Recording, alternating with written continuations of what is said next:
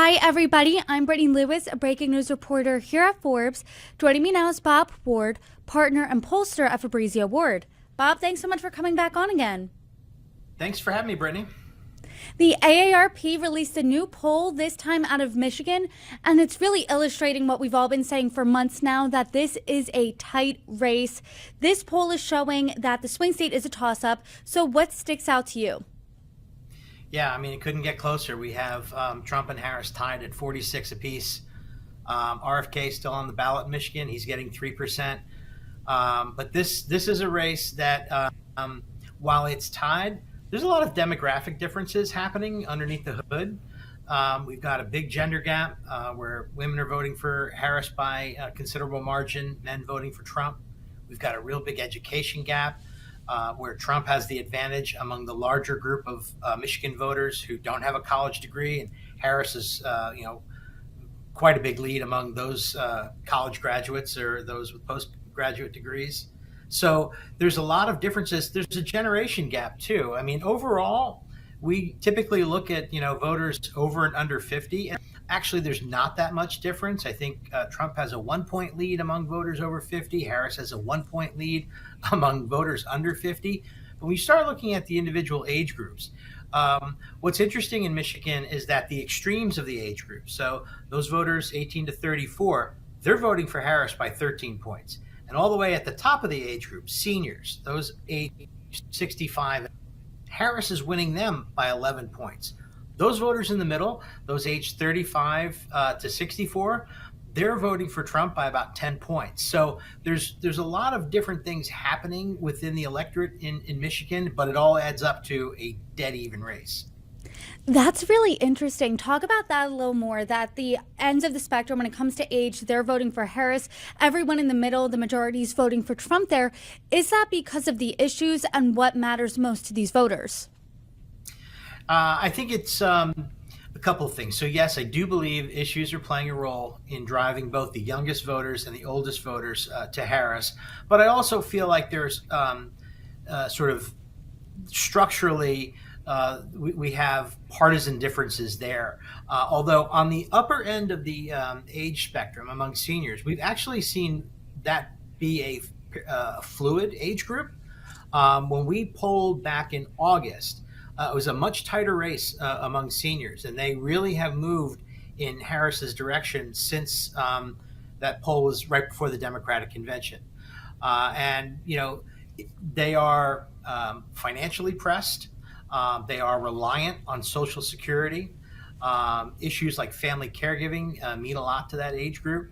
And then on the younger side of the spectrum, there I think we would have expected to see strong support for the Democrat, and we do. So I think that is sort of less issue driven than sort of who those voters are.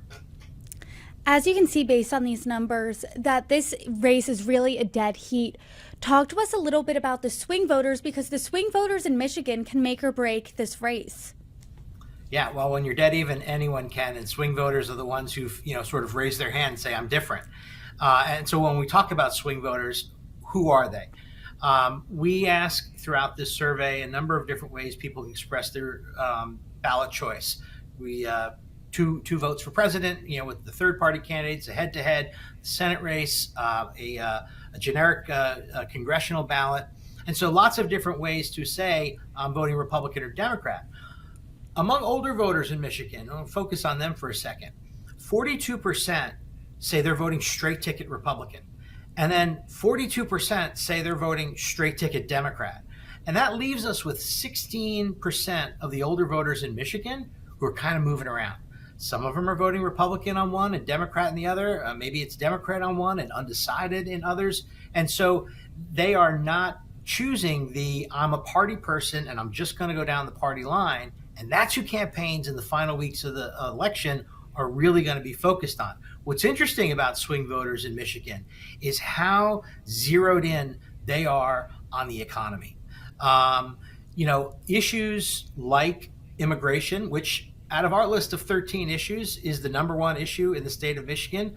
But if that's your issue, you're voting for Trump. Almost all of those voters are voting for Trump. And then we have issues like abortion, reproductive rights, and threats to democracy. And almost all of those voters are voting for Harris. But issues like inflation, jobs, Social Security, there is a distinct Republican advantage to that group, but it's more competitive.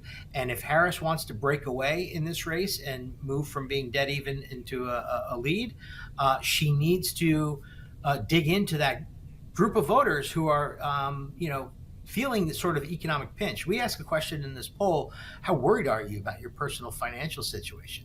And we've got like 64% of Michigan voters saying, yeah, that's me. I am worried about my personal financial situation. They're voting for Donald Trump by 24 points. So she's not going to win that group of voters, but she needs to make inroads if she's going to win. And I really think that, number of data points in this poll would show that I think Trump has sort of more upside here because the economy is such a big issue across the political spectrum. And she has 3 weeks till today. Countdown begins today until she really can make those inroads until it's election day. But I do want to move down the ballot just a little bit and talk about the Senate race, because while we see the presidential race in a dead heat, the Democrat Congresswoman Alyssa Slotkin has 3 points above her Republican challenger, former Congressman Mike Rogers. Talk to us about that race. Yeah, it's also very close, but Slotkin does have the advantage here. It's interesting. Both of these candidates are not fully defined to the Michigan electorate. I think 40% of Michigan voters either don't know or don't have an opinion of Mike Rogers. I think 34%, same thing for Alyssa Slotkin. And so as we get closer to the election, it's up to these campaigns to really sort of close the deal and say, here's who I am, why you should vote for me or why you shouldn't vote for my opponent. But Slotkin definitely has the advantage. So to the extent she is known, she's got a fairly positive image in the state versus Mike Rogers, who is his image is underwater. And so she has an advantage. More people like her, fewer people like Mike Rogers. And she is, running essentially ahead of Harris in the state. It's a very small number of people, but there are a group of people who are voting Trump and Slotkin, if you can believe it. And that's a really interesting point. So based on the numbers, based on what you're seeing, is there any world in which Slotkin running ahead of Rogers will help Harris, or will those voters still go Trump? It's unusual for, in this case, the Senate race would be a down ballot race to the presidential race. It's unusual that will carry above the top of the ticket. So I'm doubting that. One of the things we look at in this survey, and as we analyze polls close to the election, motivated to vote. So all these voters in our poll are likely voters. They say they at least have a 50-50 chance to vote. But when we say, on a scale of 0 to 10, how motivated are you? We look at people who say 10 out of 10. That's most voters. Among those 10 out of 10, we see Trump has a 2-point lead. We have Slotkin having a 2-point lead. And so I think it sort of like forecasts, at the end of the day, who's going to actually turn out and vote. Trump and Slotkin both seem to have the advantage to a very small extent among those highly motivated voters. You and I have been talking about these key battleground states that are really going to make this election for months now, and this is one of those blue wall states. Is this consistent with what you're seeing in the other blue wall states, like Wisconsin, like Pennsylvania? Yeah, I mean, all of these states are just razor thin margins, and this one is dead even. But I mean, we're talking, most of these polls that we're looking at, our poll included, have margins of error that are, 3-4% plus or minus. So yeah, they are extremely close. I don't think anyone can rightfully predict how these races are going to turn out yet.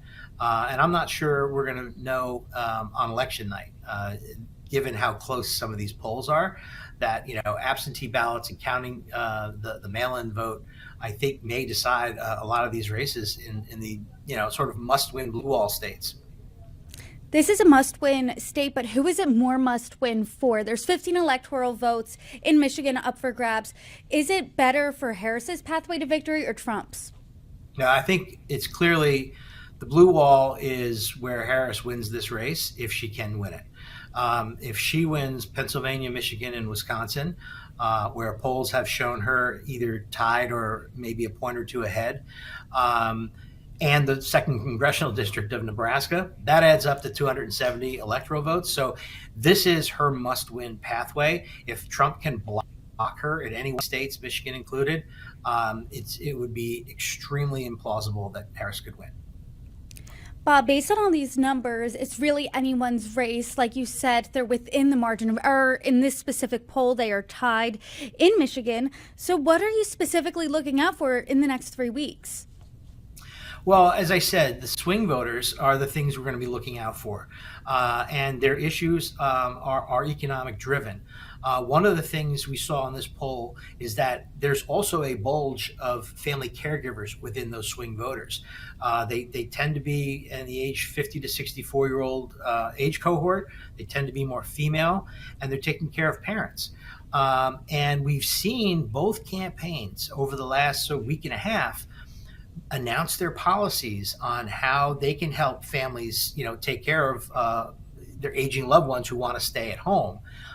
So that, I think, actually is going to be one of the issues that could tip the scales here, because those voters are more likely to be up for grabs.